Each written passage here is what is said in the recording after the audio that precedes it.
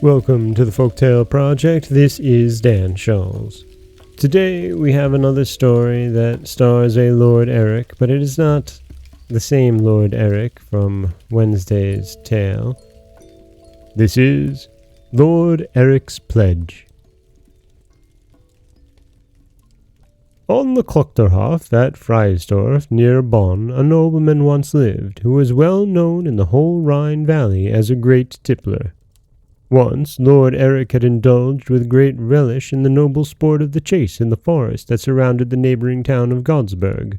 The day was hot, the chase unsuccessful, and rather tedious for him, as he was more than usually tormented by a mighty thirst. The sun had set, and his last golden rays were glittering on the waves of the Rhine, when Lord Erich shouldered his blunderbuss and turned homeward with a small bag consisting of one fat hare. In those days, one small inn, now they can be counted by the dozen, stood on the margin of the large forest of Godesberg. There Lord Erich entered to rest his tired limbs, but principally to quench his great thirst.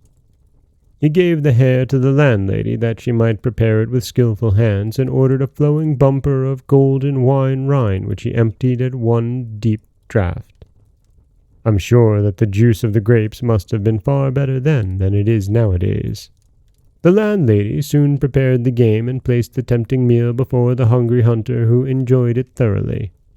But he appreciated still more the delicious cool wine offered to him.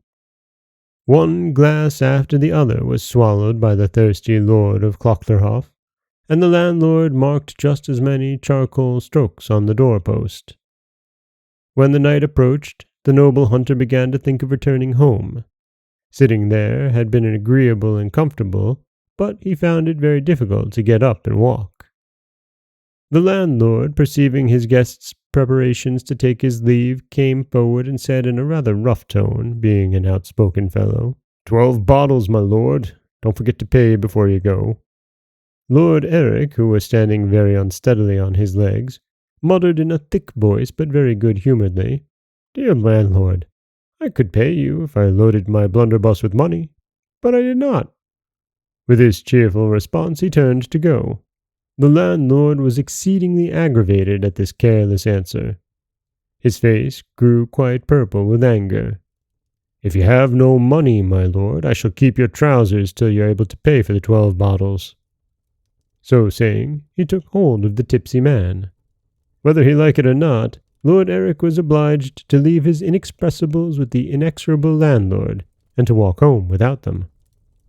The firs in the wood shook their heads in disapproval at such a strange attire. It is not known if Lord Erich ever came back to the inn to redeem his nether garments.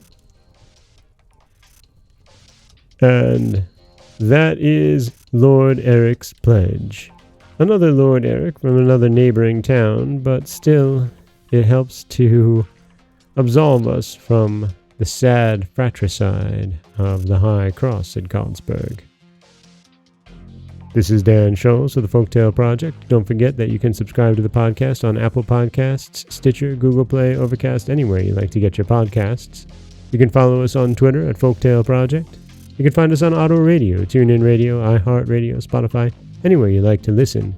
And you can always head over to folktaleproject.com, where you'll find a new story waiting for you every Monday, Wednesday, and Friday.